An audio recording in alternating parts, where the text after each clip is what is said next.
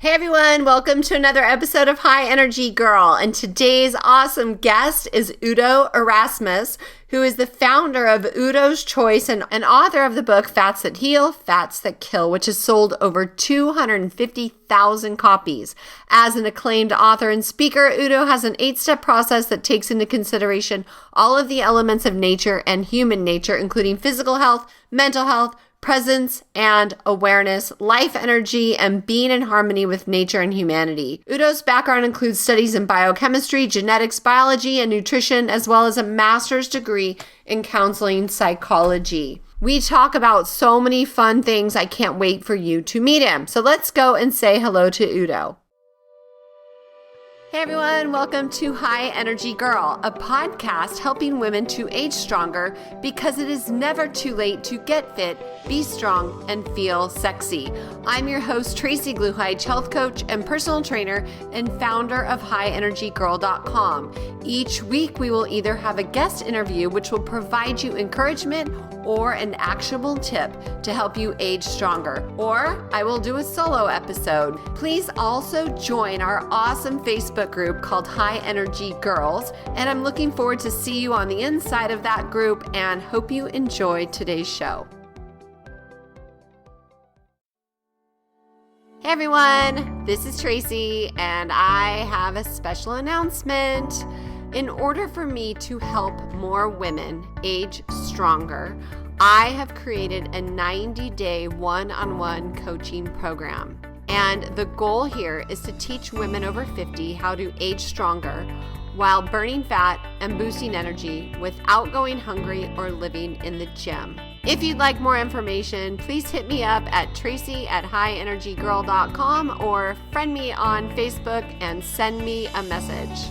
I have a goal of transforming 1,000 women in the next year, and I hope you are one of them.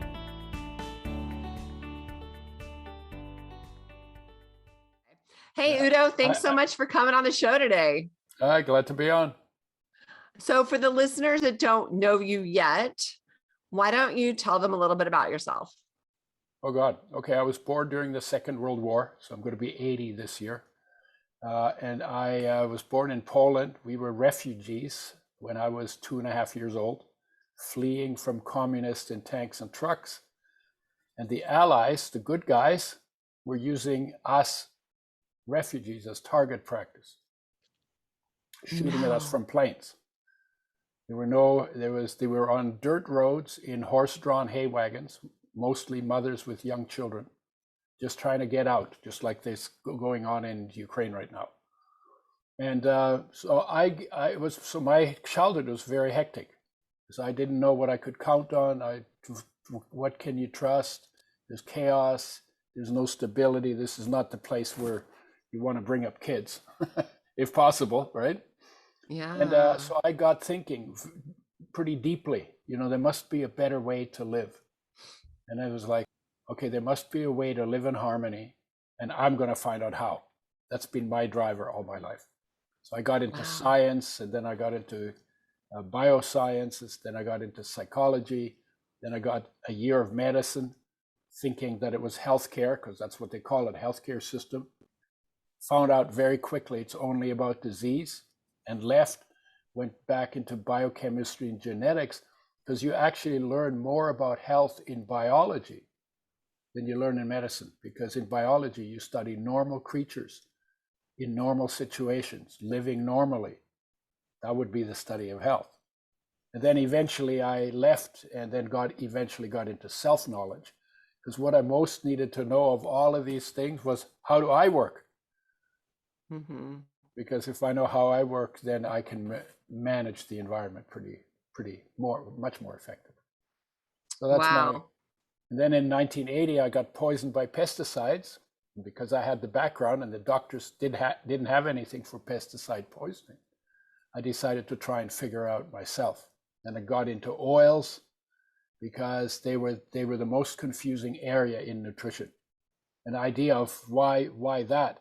Well, the body is made out of food, water, air, and solar energy. So if something goes wrong, you want to look at food, water, air, and solar energy, raise the standards of your intake of those, because in 1 year, 98% of the atoms in your body are removed and replaced. So if you raise a higher standard in 1 year, you can rebuild your body to a higher standard. So that's how it works, right? That's called healing. You know, the only reason why healing is possible because the body's always turning over. So you raise the standard, and in a year you got a better outcome. So I got into that, and then I got into flaxseed oil because omega-3s were established as essential. And then I became omega-6 deficient on flax oil and developed a blend that is better balanced and therefore works better. And then I got into digestion with enzymes and probiotics. And then I got into turning health into a teachable field based in nature and human nature, because that's where you're going to find health. And we haven't done that for 200,000 years. You know, we know more about watches. Oops, I don't have a watch on. we know more about watches than we know about ourselves. Like, is that crazy? You know, we know more about how metals react when you mix them than we know about how a human body functions. Like, isn't it about time we actually figured it out? Yeah, and it's not because your body's missing a given pill. No, you know? No one is sick because of a drug deficiency. No one has let's back ever up been a little sick bit. Yeah. How did you find out, and how did you get pesticide poisoned? Well, I was 38 years old, and I was married, and I had 3 kids, and my marriage broke up, and I was really upset, and I wanted to kill something. I took a job as a pesticide sprayer, because that's what we do with pesticides. They're only made to kill things. And so I sprayed them very carelessly for 3 years on a job that I had, and then got poisoned by the pesticides that I sprayed. It's a predictable outcome, right? What you put out comes back, right? It's called karma. My husband did that job when I met him. I don't know how long he was in it. He quit shortly after we met. But yeah, he worked for Western Farm Service. Okay. Yeah, I was for a gardening service in the city. Oh, wow. So then how did you treat, what'd you do to detox or whatever? Well, number one, I started paying attention. Right? Because that's what our self-made disasters do. They get our attention, right? So I stopped spraying, obviously. And then I started really looking at, well, what do you do? And I hadn't really paid much attention. I was not really a junk food eater. We ate pretty simply on the farm, you know, so I wasn't like really a junk food eater. But then I started really paying attention. I started taking antioxidants, and you know, this is in 1980. So in 1980, I began to pay attention. So taking multi-mineral, multivitamin, I did some sweating, I did some fasting. Sweating is very good for detox. I did oil enemas, because you can get rid of oils that in your lymphatic system. This is something most people don't know. You know, lymphatic system picks up garbage from your extremities and then dumps them into your vein just before it goes into your heart. And it's like, wait a minute, you're taking toxins and you're taking them deeper into the body. Well, that doesn't make any sense. There must be some exit mechanism for the lymphatic system. And there is. And it's crypts on the inside of the anus. They will fill up. That's where the lymphatic system dumps garbage. And then when those crypts are filled, then every time you have a bowel movement, you take out some of that toxin, and it ends up in the toilet. Now that makes sense as an exit mechanism, but hardly anybody knows that. So what I did is many of these pesticides are oil soluble. So I did enemas just to clean out my colon. And then I put in about 8 ounces of oil. Has to be an oil that's not damaged. And then swish it around and dissolve some of that stuff in those crypts. And then let it out. And the first time I did that, it smelled like all the pesticides I sprayed. And it stunk like crazy, like those chemicals. And then I did one about a month later, and it was fine. It doesn't smell like anything. And then I did one 3 years later, and it was fine. So I haven't done one since, but I'm due one. So what kind of oil did you use? I think at that time, because I didn't have my oil yet, so, but it has to be an oil that's made with health in mind. So one of the best is extra virgin olive oil, if it is really extra virgin olive oil, because sometimes people cheat. But because if the oil is damaged by processing, like most of them are, then you're introducing more toxins into your system, and some of those will get absorbed. So you want to get something that isn't damaged in order to, and then you dissolve the oil soluble toxins will dissolve in that oil, and they will then come out when you let the oil out. Ooh, interesting. Yeah. I've never heard of that. And I noticed you have a rebounder in your corner too. Is that a rebounder? Yep. Why don't you explain what you do with it and how that works with regards to lymph? Well, the best part of it is the rebounder is you get to be a kid jumping on the bed, right? You know, when you were a kid, the jumping on the bed was a big deal. Oh yeah. Until your parents told you couldn't do that, right? Because they were worried about breaking the springs. No, and so what it does, you get immense amount of exercise, because it doesn't seem like it, because it takes the bounce, right? But if you bounced like that on the floor, you could bang on the floor. But you get very good exercise in the rebounder. It's also very good for lymphatic drainage, because the lymph doesn't have a pump like the heart. It doesn't have a pump like that. So what moves lymph is muscular contraction. So when you're doing this, you're contracting the muscles in your legs, and then probably, if you're playing around with it, in your arms, in your back. So it's very good for moving lymph, for improving lymph circulation. And you actually get pretty good exercise too. It's not like you're not going to become a bodybuilder on a trampoline, but you can become pretty fit. Cool. How many minutes do you recommend doing it a day? You know what? You start small. If you have never done it, and then you do it for half an hour, the next day your body's going to kill you because you're going to be so sore. Funny.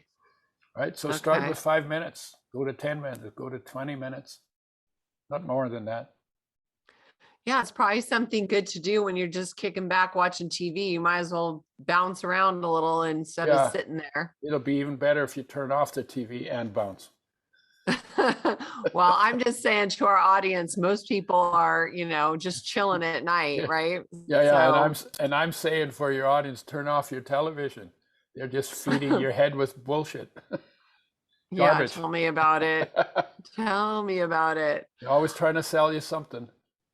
And when I did that, I used to be a big TV watcher. Every night, I'd like the news. It was like, what's going on in the world? And over the past couple of years, I got so tired of the same story all the time that I turned it off. And the first time I did, I was sitting in my living room on a chair. It was like, oh my God, there's so much peace in my house. I never noticed that before. Because I was always bringing noise in, right? Yeah. No, I love quiet and reading. Yeah. I love reading. That's my favorite thing to do, is just sit and read. You can see I have a few books. I saw that. You should see, my son lives in New York, and he has, just like you, so many books. He works in that field. So could we talk about those 4 pillars that you mentioned? Or 3 pillars: water. Oh, yeah, no, 4 pillars. Yeah. Okay, so your life, what you call life energy, the thing that when it leaves your body is finished, called death, right? There's an energy that runs your body. You're not in charge of that energy. You don't even know what it is. Most people don't even know what it is, right? But that energy is solar energy. And solar energy falls on plants and excites electrons And they then react with electrons from other atoms that are excited and form bonds between atoms to make molecules. And the solar energy is stored in those bonds. Some of those molecules are food. You eat them, you digest them, you absorb the nutrients, and in your cells, you break those bonds. And when you break those bonds, that solar energy is released. And there's your life energy. So when the solar energy is inside your body, flowing through your body, because it's flowing through your body all the time, it's not stationary. That solar energy is called life energy. And if you were to sit still and do a stillness practice where you bring your awareness into the space that your body occupies and sense what is there, you can see, you can hear, you can feel, you can even taste. And our senses monitor energy. So if you turn your senses inward, you can monitor light inside. When you see the light inside, and then you get closer to it, you become that light. And that's the light that all the great masters talked about. And it's in every human being. Wow. They were teachers of human nature. And the difference between them and us was they took it seriously. They did a stillness practice every day. So they became competent at it, because it takes time to become really competent, because we're used to going out with our senses. We're not used to going in. So we're not that good at it. So it takes practice. You become good at it. You can get to a point where going in is as easy as going out. And the difference between them and us was they took it seriously, and we, at best, mostly only dabble in it. But so what if they a talked person about, wants to, I'm sorry, go ahead. Yeah, but what they talked about, they also said it's within you. Kingdom is within you. Seek first the kingdom. Do that first. Give that priority. Spend time with your life, in your life, because that life is your essence. You're not even the body. That's why you call it your body. This is my body. Well, if this is my body, I'm not the body. I'm the owner. Who owns this body? Well, life owns the body. It weighs nothing and runs everything. Right? With very little help from me. I make choices at my mouth, what I put in. Once it's swallowed, I'm no longer in charge. The body's no longer in charge. Life is in charge of breaking it down, moving it around, dealing with all of the leftovers, taking it to where it needs to go in the body, bringing it into the cells, making it do its job, metabolizing it, then turning the end products, which are now junk, taking them back out of the body. Life does all of that, even when we're not watching, right? Even when we're asleep, brings in breath. So that's for food, but also for oxygen, which is also made by plants, right? We breathe it in, and then life deals with it. And we breathe out carbon dioxide. It's pretty much on automatic, because if it wasn't on automatic, we'd probably die, because we get distracted by the car honking its horn and forget to breathe, right? So it was made automatic. And same with water. We're waterfalls. Right? You pour water in the top, and you drain it out the bottom. So we're like little water. So we're like little waterfalls. And how much water goes through the body? 12 to 20 times your body weight in water goes through your body every year. So we're like, everything in the body is like, nothing is stationary. Everything's just moving through. We're just a collection point for this phenomenon to take place. Like, we're a focus point, not a collection point, but a focus point for the light to flow, for water to flow, for oxygen to flow, and for nutrients to flow through this space that we're the focus point for. How can we improve ourselves? Like, if you were to, if you were to touch on each practice or habit that you personally engage in, Yeah. and you were just suggesting tips for the listeners, what would you say? Raise the standard. It's always the same. Raise the standard. See, if you lower the standard, then in 1 year you will have rebuilt your body to a lower standard, right? And if you set the standard low enough, then the standard you're going to end up with is called illness, right? Well, when you get ill, you got to raise the standard. So what is the standard? Well, for food, nature's standard was, for every creature that eats food, nature's standard, fresh, whole, raw, organic, local, in season. And for humans, at least from the perspective of what the research shows, mostly plant-based. If you add eggs to your plant-based, you're going to live shorter and have more health problems. If you just add fish, if you just add chicken, if you just add milk or dairy products, that actually shortens your life and you get more illnesses. The healthiest, longest lived people, and it's also among the smartest people, you know, the most productive people, like the poets and the literature people and the playwrights, you know, a lot of them figure out during their life that plant-based works best. I'm almost 80. I have zero aches or pains. I am on no drugs. And I eat mostly raw and mostly plant-based because it really works. And the older I get, the more I notice how much better that works than when I eat things that are not plant-based whole foods. Interesting. Fresh, whole, raw, organic. So that's for foods. For water, well, the water needs to be clean. The water needs to be clean, and it might be helpful because we don't eat just plants, which are slightly alkaline. So we eat more acidic foods. So the water might work better for those of us who live like that if it was a little bit alkaline. And you can get water ionizers that split the water. You get an acid fraction that you use on the skin, because your skin is supposed to be slightly acidic. That's protective.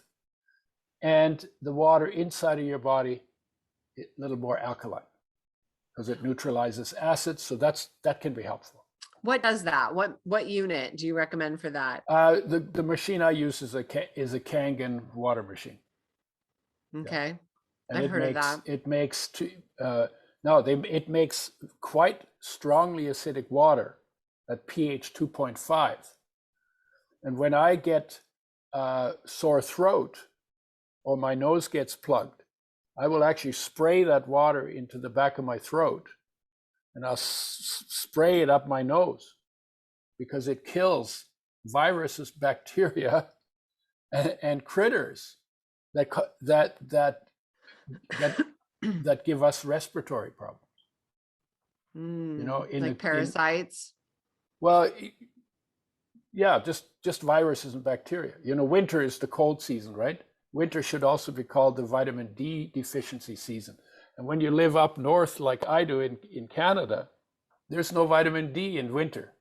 But vitamin D is super important for lung function, for immune function, for dealing with viruses and bacteria, which is why most people get most of their colds in winter, but not in summer. Because in summer you get sunshine if you spend time outside. And the sunshine falls on your skin and turns cholesterol into vitamin D. But to do that best, you'd have to run around naked. And most of us only get sunshine on the back of our hands and in our face, and maybe our neck, right? That's why they called farm people rednecks, because their necks were sunburned, right? I didn't know that. Yeah, that's why they're called rednecks, right? And these were working people, farming people, right? So running around naked, and then we also not only have recovered most of our body and don't get the vitamin D from that, but we also spend a lot of our time indoors. So we have a nude beach in Vancouver. It's a good place to go in summer, run around, play on the beach, naked. It's closed optional. This is not a mandated naked beach. This is an optional beach. You can come closed and you can go naked and get sunshine on your butt. And for people who don't like tan lines, it's a really good thing to do. Oh, that's hilarious. Right? I will definitely not tell my husband about that. Yeah, so the second thing is solar energy. Solar energy is super important for vitamin D. And vitamin D, when I started working in health 40 years ago, they said vitamin D is for phosphate and calcium, and that's required for bones and teeth. And that's all they said that it was good for. And then maybe 20 years ago, 15 years ago, I don't remember exactly, researchers found out that almost every cell in the body has vitamin D receptors. And it's like, well, if vitamin C doesn't have any function in all your body cells, why the hell would you make a vitamin D receptor on those cells? And it turns out that vitamin D is super important for almost every cell in the body. I think the only ones that don't have vitamin D receptors are red blood cells, because they're different anyway, right? So in the winter, how much vitamin D do you supplement with? I take 9,000 units. Now, we were told 40 years ago, thanks for putting me on track again, because that's where I was going, right? 400 units a day. Never take more than 1,000 because you can overdose. That's what they said. Right. And if you go to the medical websites, they still say that. But what's now known is hard. It's actually pretty hard to overdose on vitamin D. I take 9,000 units a day, and I have not had a cold in 2 years or a flu, right? And then if you do get a cold or a flu, your body manages this much better because vitamin D is involved in immune function, both in the T cells and the what are they? The T cells, all of the cells, the immune system, very super important in immune function, but also cardiovascular function, and also bone function, obviously, bone and teeth function, but literally they're involved in everything. So vitamin D, but we were talking about sunlight. So that's the second part, right? It's a good idea to get sunlight on your skin or take vitamin D as a supplement if you're not going to run around naked on the beach, right? Now, me personally, I like naked on the beach. I'm a nature guy. I grew up in the woods. We were in nature a lot. Just like I'm very comfortable with it. And good. Yeah. So food, water, solar energy, and oxygen. And again, clean air, air filters in the house, because the air in the house is dirtier than the air outside, because they say, either you get a filter or you're going to be a filter. That what you don't take out of the air, you end up pulling into your lungs. And part of the reason why people cough a lot is because their body keeps trying to get rid of stuff that shouldn't have gone there in the first place. Now, there's a limit to that because to some extent, this challenge makes your body stronger too. But I think industrially speaking, we are giving the body more challenges than it can handle. Pesticides, pharmaceutical drugs, industrial chemicals, cosmetics and food additives and artificial sweeteners, and so a lot of things that we didn't get in nature. And because if we didn't get it in nature, life never made a program to take it down. So then it tends to pile up and we become toxic. So then detox is also really important. Water is good for detox. Sweating is good for detox.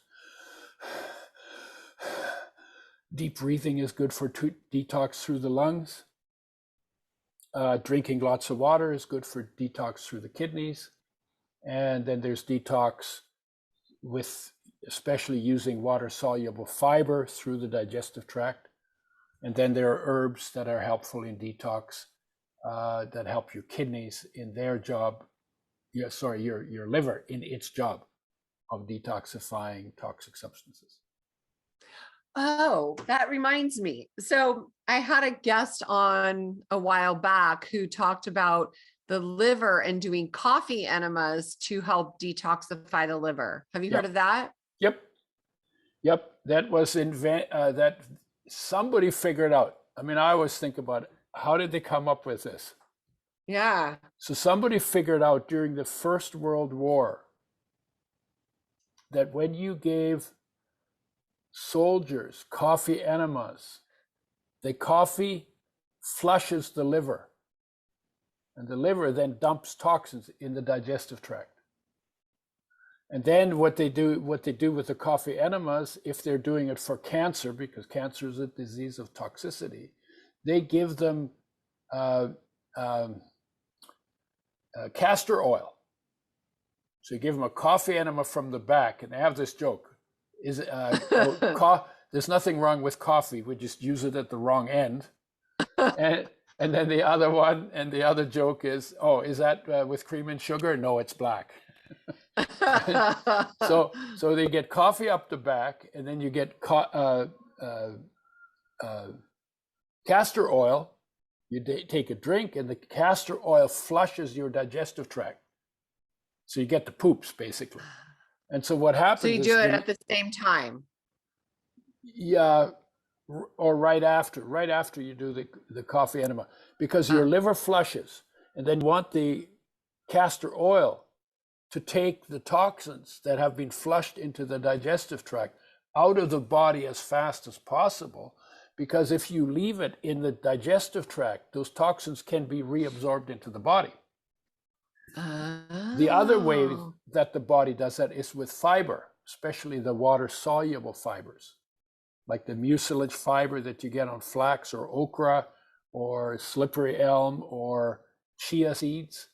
That kind of fiber stabilizes blood sugar, slows down the absorption of sugar, so it's very good for sugar management in a weight management program. But it also takes the cholesterol and the bile acids that your liver dumps and the toxins your liver dumps into the digestive tract, and it gets mixed up in the fiber, and the fiber then helps hold it, prevent its reabsorption, and escort it into the toilet. So would you take the fiber with the castor oil after the coffee enema? Yeah, you could do it that way, but mostly people use the fiber instead of castor oil, because castor oil gives you diarrhea. Oh, okay. Yeah, I'd rather do fiber. So you don't necessarily want to do that if you have to work in the office. Right? Yeah, I don't think so. I like to take psyllium husk. Yeah, psyllium husk is also that same kind of fiber. Yeah, because it's a prebiotic, I understand too. Yeah, it's prebiotic because that mucilage kind of fiber from flax and psyllium and chia and is also the favorite food of probiotics, which are friendly bacteria that protect your digestive tract from unfriendly bacteria that also live in your digestive tract. Okay, let's talk about that. Yeah. So you have the good bugs and the bad bugs, right? Yeah. So you have three kinds. Okay. You have the rot bugs, whose job is to turn over dead creatures, right? Because when a body rots, it's bacteria that do that. So those are I call them the rot bacteria. Then you have the sick bacteria.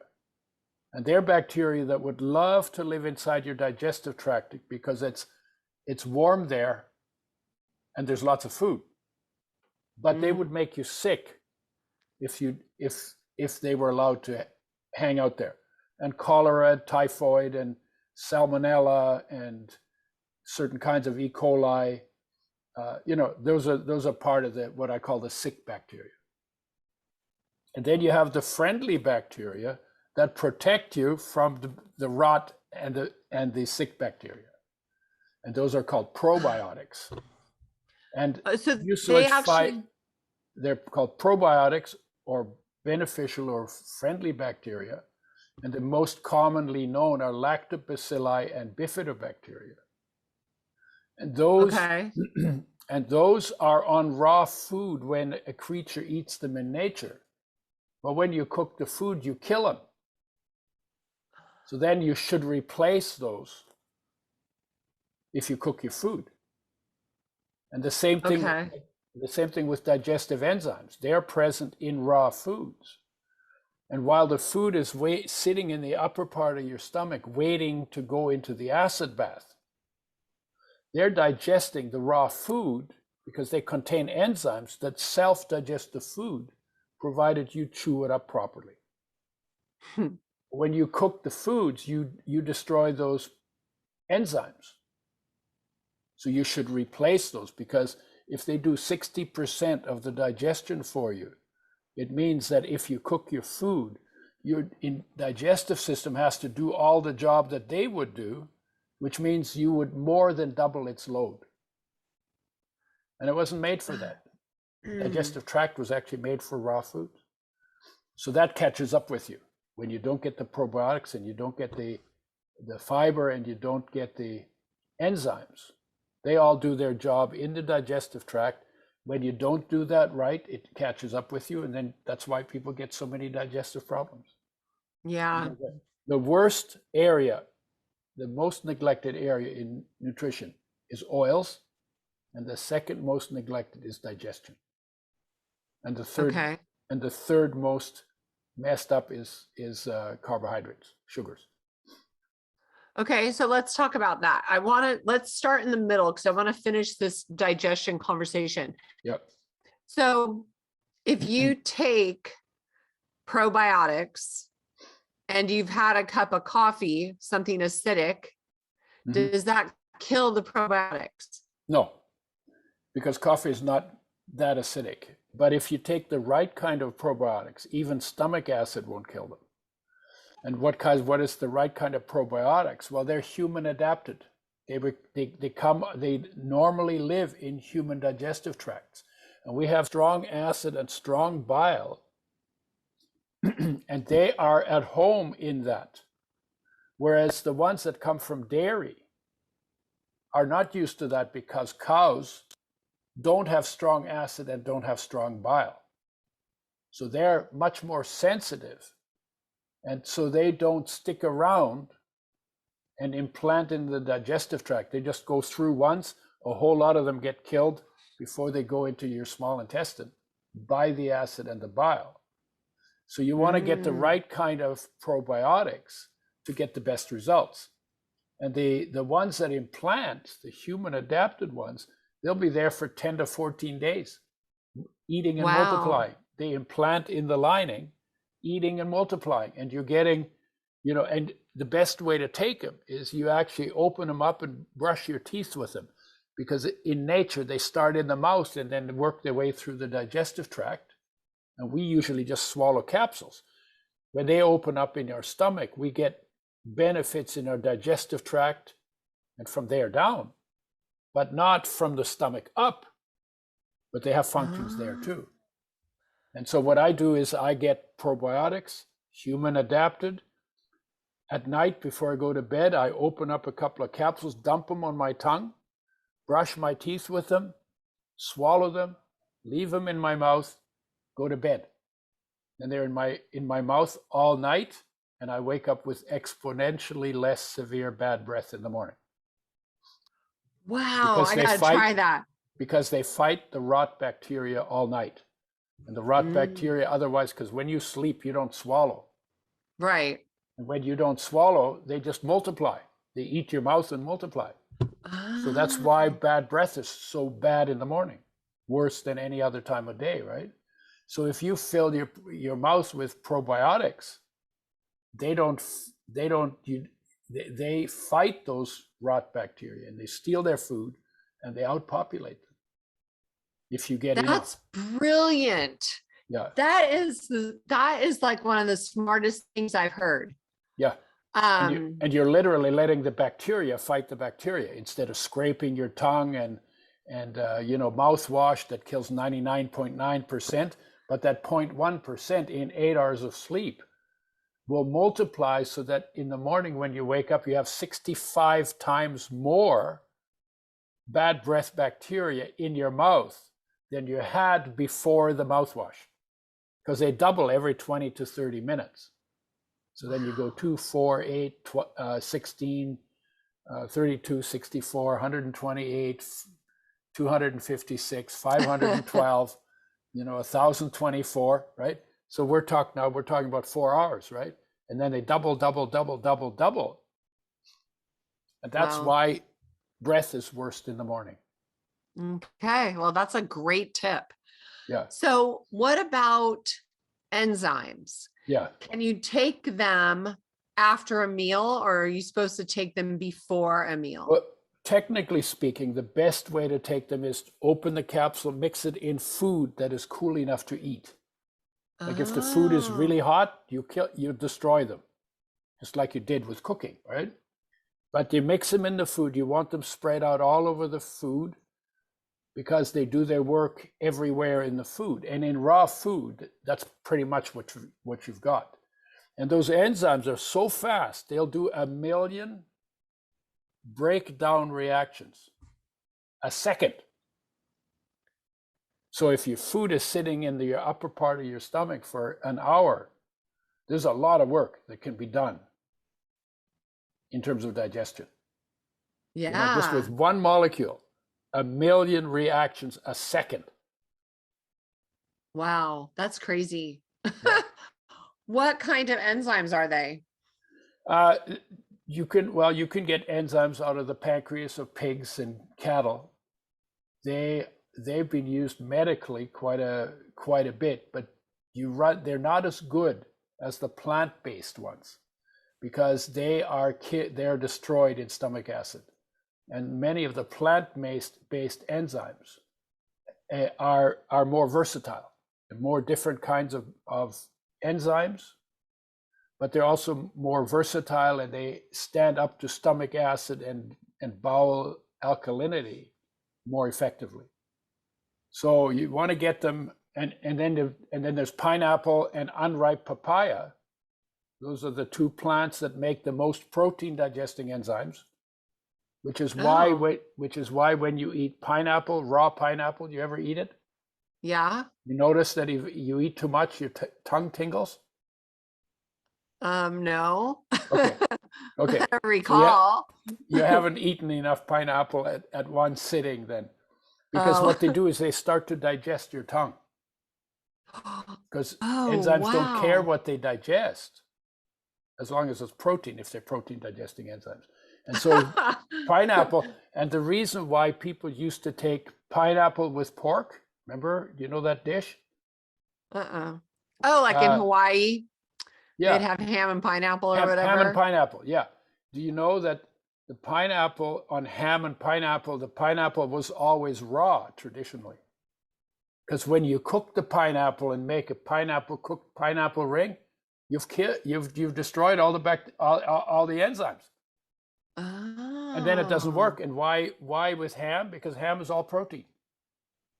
And pineapple has protein digesting, more than 10 different protein digesting enzymes. And but then when you cook the pineapple, it doesn't work anymore. So we still do that, but we usually cook the ham and cook the pineapple. Mm-hmm. That it ruins it. Misses the point of the whole exercise. Wow, that's so cool. And then let's talk about the oil and fat and all that. Tell me what your wisdom, in the 80 years that you've gleaned from your studies. The worst thing we've ever done, the worst thing we've ever invented to do to our food is to fry them. Fried oils fry health. Fried foods fry health. Because you're overheating them and you're turning them first yellow, then brown, then black, then they turn into smoke. That's toxic stuff that never existed in nature. Life never made a program to deal with it.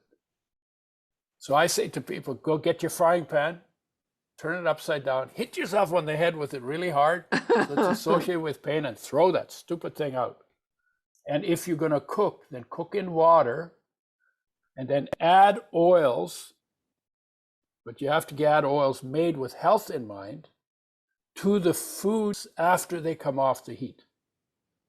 So you cook in water, you don't burn the food. You still make some changes. You destroy the enzymes and kill the probiotics, and maybe you lose some minerals into the water, and maybe some of the more sensitive amino acids get damaged, but you're not burning the food.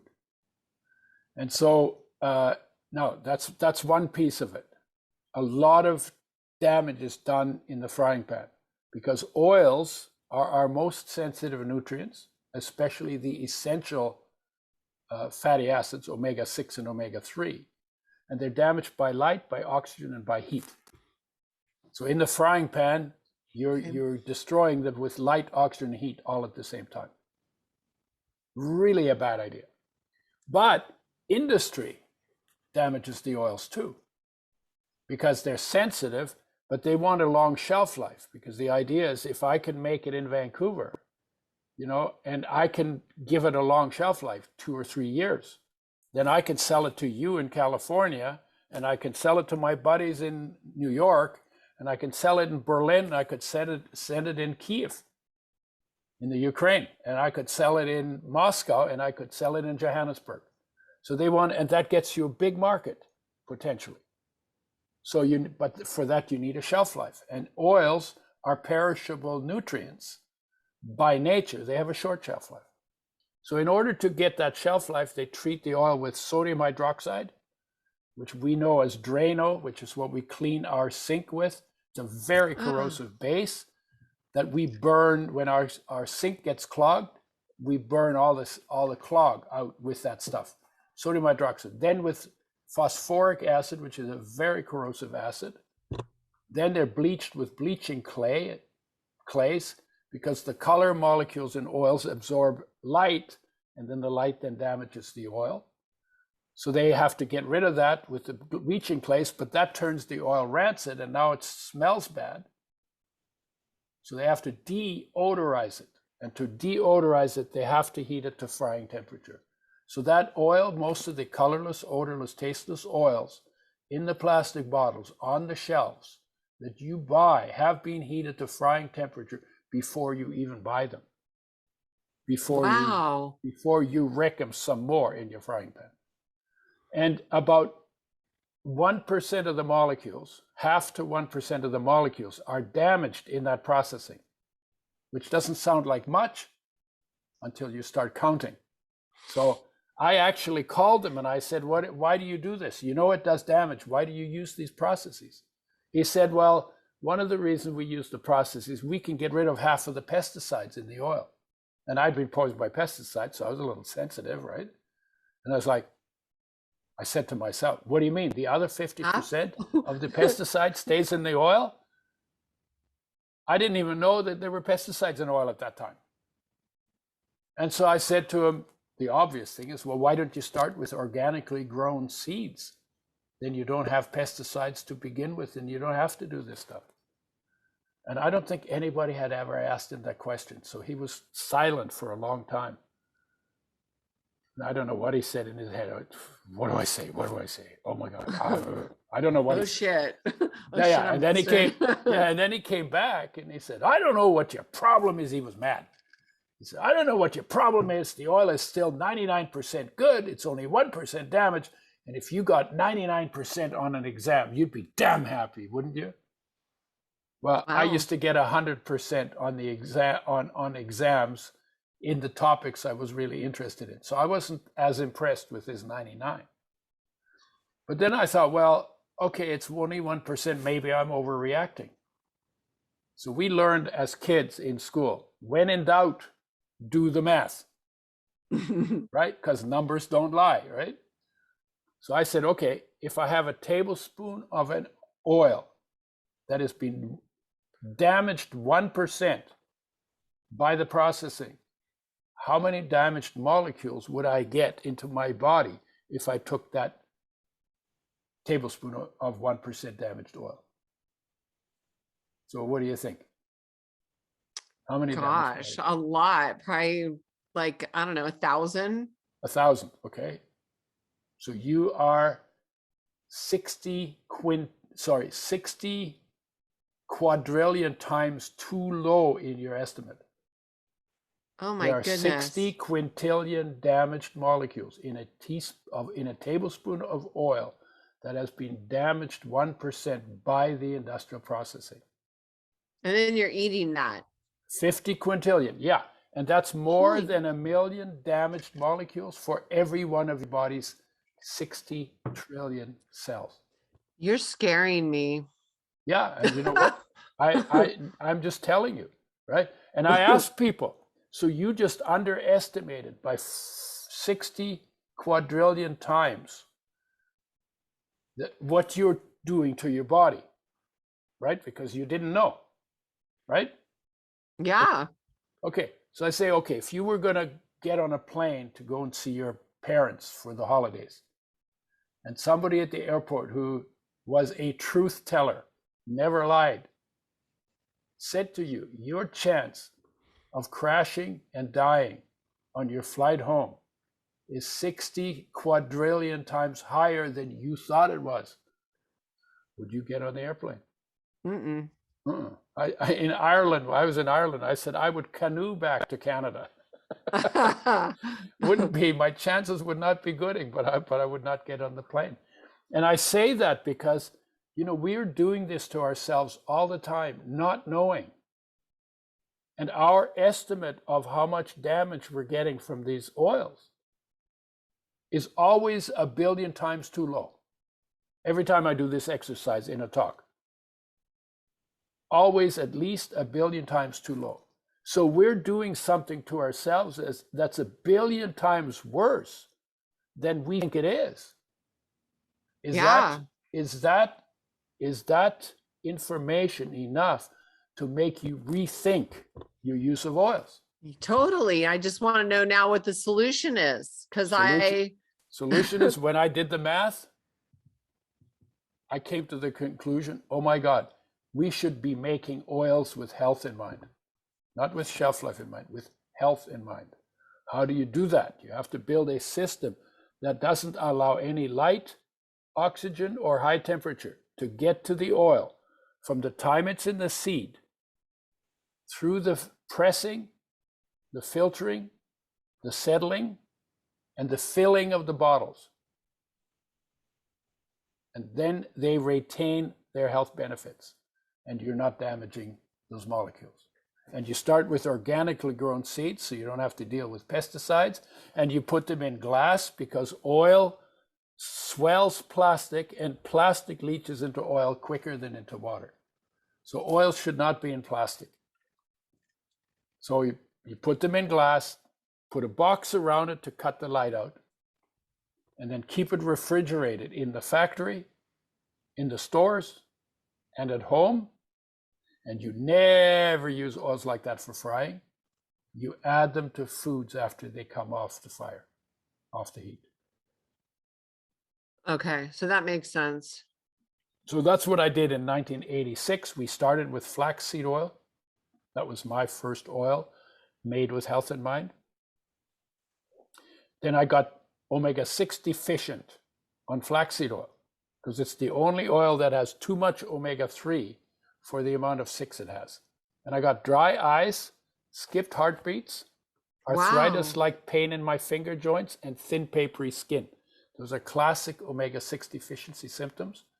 Fixed them by eating sunflower seeds, which have a lot of omega-6 and no omega-3s, to get the balance right. And then I developed a blend that where we've done that balancing: flax, sunflower, sesame, rice germ, oat germ, evening primrose oil, a little bit of coconut, lecithin, and vitamin E. So it's a blend that has all the good you need from fats, none of the bad. It's called Udo's oil. Udo's oil. And it's in the fridge in the health food stores fridge. You can get it off Amazon. You can get it off udoschoice.com, which is my product website where I talk about enzymes and probiotics and fiber and greens and oils. So fundamentally, oils. So I've had need to the be Udo's Choice flax oil. No, I don't have a flax oil with my name on it. Did If you it's Udo's use Choice, to? then if it had my name on it, it would have been a blend. Okay. Yeah. Because I know I've bought it at Vitamin Shop. Yeah, Vitamin Shop used to carry it. I used to do trainings for them. Yeah, they had 400 stores, and I actually went to their office to do the trainings. They bring everybody in for a 3-day training. So they brought me in a couple of times. So how does Amazon ship it, and how does it get shipped to you and stay cold? 2 weeks without refrigeration, you can get away with. But if it's longer in transit than 2 weeks, like when we send it to Asia and Europe, it's shipped refrigerated. And what I say to people, you can get it direct from the website, and it arrives in, I think, 2 or 3 days. So the shipping is quick with FedEx, and so you get it from there. And then what I say to people is get it by the case, get your discount. When you get it, put it in the freezer, freeze it solid. The oil will shrink, it won't break glass bottles. And then every time you need a bottle, take it out of the freezer, put it in the fridge. And then use it up after you open it, use it up within 8 weeks. Okay. If it's frozen, you could keep it in the freezer for 2 or 3 years. Wow. And what's the difference between the 369 blend and the DHA blend? There's DHA from algae in the DHA blend. Otherwise, they're the same. And that's maybe useful for women when they're pregnant, because they have to build 2 brains. One is their own and the other one's the kids. And DHA is pretty, quite a bit of DHA in the brain. And when they're breastfeeding, and then also when people after 50, there's some evidence that their DHA goes down and that their brain begins to shrink, and DHA keeps that from happening. I don't use it because I want to prove that you don't need DHA, because your body can make it. What you have to do is you have to make sure you get the basic omega-3s that come from plants, that come from flax, alpha-linolenic acid. If you get enough of that, your body will do all the conversions that you need. At least most people. If your diet is really bad, then you might convert it more slowly. So don't just make the oil your magic bullet. Fix your digestion, raise your standard, and the better your standard is, the more you can just do the basic blend. The basic blend is also less expensive. And then what about the 2 different probiotics? There's the high potency and the Bifido Plus. What would make a person choose one over the other? Actually, I think there's one for infants, one for children, one for adults, one for seniors. And then there is a Super 8, which is for travelers or for women. That's an interesting thing, actually, that if you take probiotics by mouth, they will end up in the birth canal. Yeah, isn't that interesting? Yeah, that's very interesting. Yeah. So, and then the Super Bifido Plus is the high dose. That's the one I use to brush my teeth with. So most expensive, but it's very high dose. And I'm, for me, making sure that I optimize my intake of the probiotics for the benefits they have is worth that. So, So you do know, you and only take it? I'm sorry. Do you only take the probiotics at night when you brush your teeth, or do you also take them middle of the day? Or if I took them, I just do it at night because I okay, eat raw foods and I probably do fairly well. It's mostly plant based, so my breath is not entirely rotten. I think animal products make your breath much worse than plants do. But I do it at night. But if you're gonna, you can brush it. Ultimately, the best idea is you brush your teeth after every meal. Then I would take the age-specific one. So for me, that would be the advanced adult blend. okay, And those are okay. also in the refrigerator. I would recommend against buying probiotics that are not in the fridge. You keep them in the fridge at home as well. Because the best ones, the bifidobacteria and the lactobacilli, they are temperature sensitive. Ah, They die within 50 to 100 days at room temperature. And oh, I didn't. they last a couple of years if you keep them refrigerated. Oh, okay. I didn't know Yes. that. So That's good to know. I never buy probiotics that are not in the fridge Okay. unless they're in fermented foods. Okay. Because you don't have to, fermenting foods allows you to keep them at room temperature without refrigeration. Oh, I didn't know that either. Yeah, Gosh. but that's when they're wet. When they're dry, then you need to keep them cold. Oh, okay. Interesting. Yeah, I didn't know that. Because I go to the farmer's market and I get kimchi and Yeah, what is the other one? Sauerkraut. yeah. Well, kimchi and sauerkraut are live probiotics Mm-hmm. in a wet environment. And so kimchi does not need refrigeration. Neither does sauerkraut. Oh, okay. I didn't know that. I always keep it in the fridge. Yeah. Well, it's okay to So, keep it in the fridge. It doesn't hurt to keep it in the fridge, but and once you open it, then it's probably better to keep it in the fridge because then bacteria from the air fall into it, and then if it's possible that they could rot.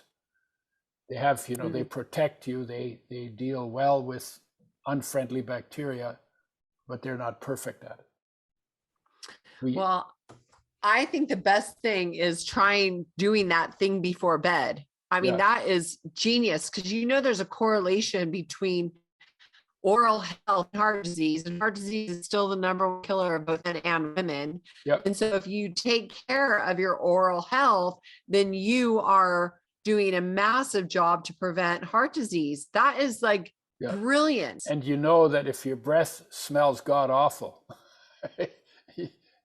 you got some things in there that don't belong there. That is I gotta try that. I gotta get your whatever one that you think and try that. That's genius. I'm gonna have my husband do it too. Yeah. And if you don't know whether it's working, you can always ask your partner, right? Does my breath smell? Oh. He's still sound asleep when I wake up. Yeah. And so how can people find you? Well, not hard to find. Udo's Choice, udoschoice.com. That's the website that we can send from. It's a pretty smart thing to do because it goes out pretty quick. You don't have that kind of guarantee with Amazon because you don't know how long it sits there. You don't know how they keep it. So, Yep.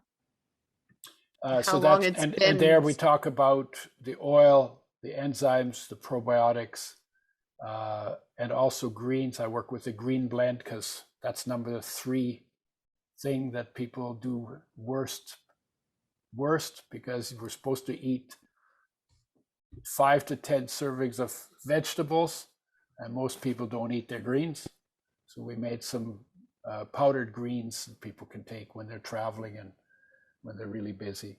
So that's all on that website. And I have another website where I talk about the deeper story of health that has to do with contentment and feeling cared for and being inspired and having purpose and knowing survival skills and social connection, because everything affects health. And do you have a sex course? Well, the overview book is called the book on total sexy health, the 8 key parts designed by nature, because sexy is actually a synonym for healthy. Sexy, but sexy is a power word. Healthy is not the power word. Sexy, the power word. Everybody, sexy, sexy, sexy.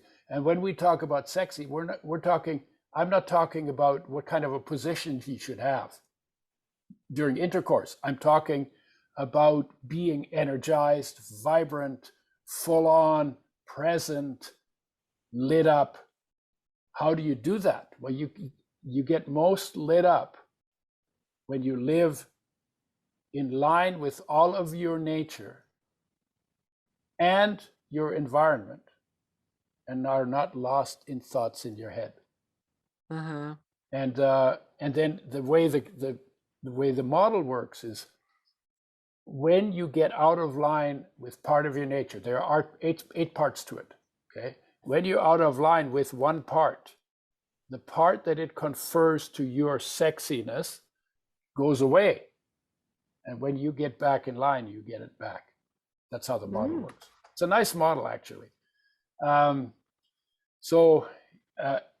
when you're fully present, if you're talking about sexual embarrassments and shame and nervousness and all of that, when you're fully present in the space you occupy, and you're fully present in the world you live in, all that stuff goes away.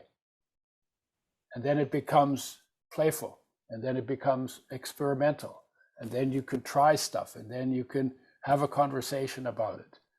And and I think religion has put so much shame on sex. Sex is just as sacred as anything else in this universe.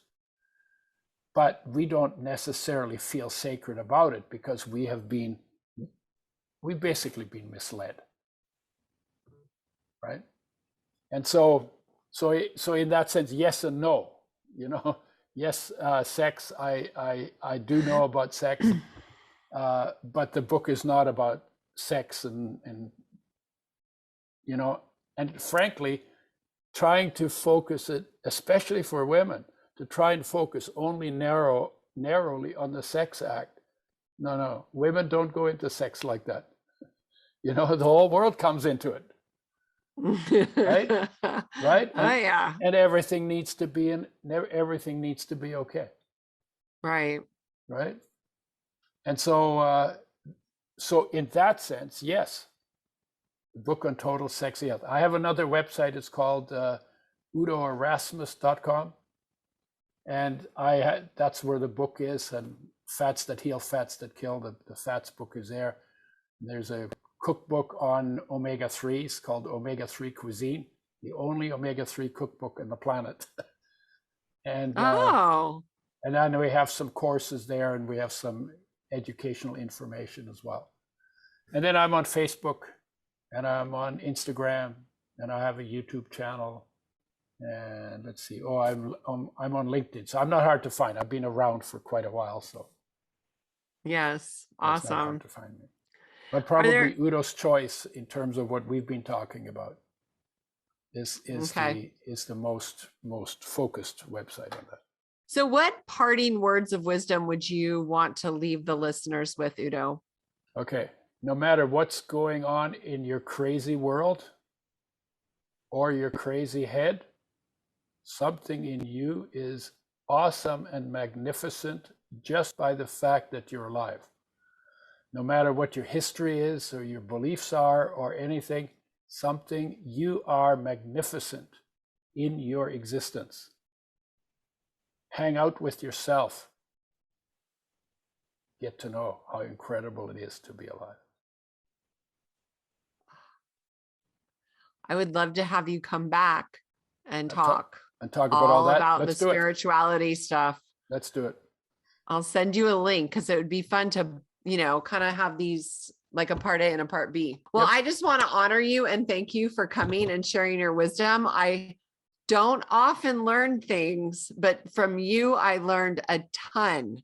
Nice. And thank you so I'm glad. much. Yeah, just remember, this is as important for me as it is for you, because if it wasn't for you being there as an amplifier for the message, as well as a recipient, I'd be talking to myself in the bathroom mirror. And I'm happy to be the one. And I'm done with that. Awesome. So yeah, it's fun. I love doing this because, everybody could live their life better than they do. And anything I can do to help that along, I love doing that. Indeed. I hear you. Me too.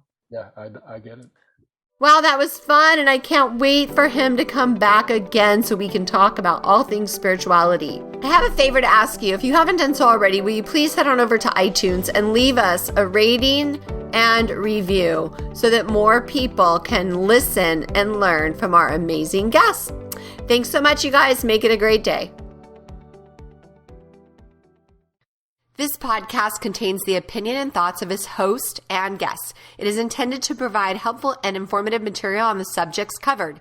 All statements made on the podcast have not been evaluated by the FDA and are not intended to diagnose, treat, cure, or prevent disease.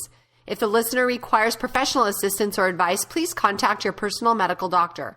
Both host and guest specifically disclaim any responsibility for any liability, loss, or risk, personal or otherwise, which is incurred as a consequence directly or indirectly of the use and application of any of the contents of these episodes.